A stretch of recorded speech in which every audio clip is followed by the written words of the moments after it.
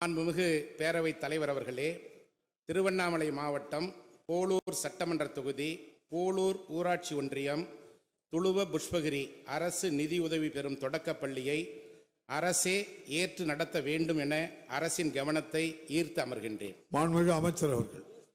மாண்புமிகு பேரவைத் தலைவர்களே, விவர அறிக்கை ஒன்று உறுப்பினர்களின் மேசையின் மேல் உள்ள சிறுகணையில் பதிவேற்றம் செய்யப்பட்டுள்ளது என்பதை தெரிவித்துக் கொள்கிறேன்.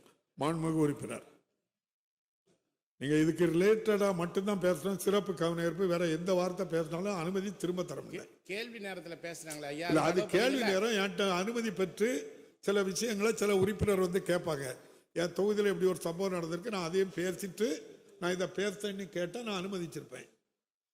நீங்க முழுதும் திருவண்ணாமலை கல்வி மாவட்டம் போளூர் சட்டமன்ற தொகுதி போளூர் ஊராட்சி ஒன்றியம் துளுவ புஷ்பகிரி அரசு நிதியுதவி பெறும் தொடக்க பள்ளியானது 18/11/52 முதல் செயல்பட்டு வருகிறது.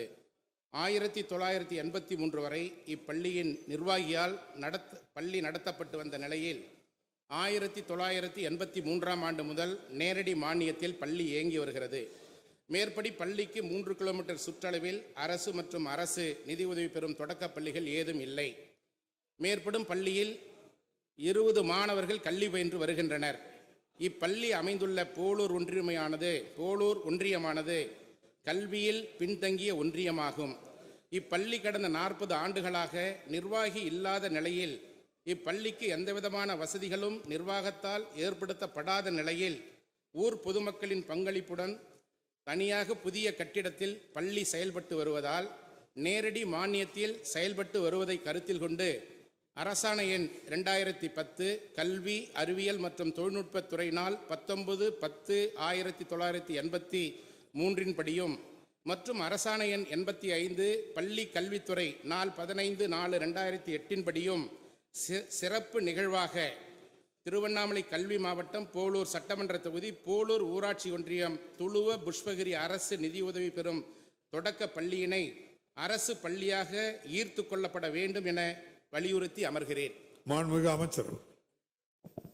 மாண்புமிகு பேரவைத் தலைவர் அவர்களே, முன்னாள் அமைச்சர் அண்ணன் சட்டமன்ற உறுப்பினர் நகரி கிருஷ்ணமூர்த்தி அவர்களுடைய இந்த கோரிக்கை என்பது ஆல்மோஸ்ட் பார்த்தீங்கன்னா விவரமாக எல்லாமே அவங்க சொல்லிட்டாங்க. அதை நான் திருப்பி ரிப்பீட் பண்ணாமல் என்ன நாங்கள் முடிவு எடுத்திருக்கோம் அப்படிங்கிறது மட்டும் நான் சொல்கிறேன். ஏன்னா அவங்க ஜிஓ 2010 பற்றி சொல்லியிருக்காங்க, 85 பற்றி சொல்லியிருக்காங்க. அதனால் என்னென்ன விதிமுறைகள் 40 வருஷமாக அது எப்படி செயல்பட்டதெல்லாம் சொல்லியிருக்கீங்க.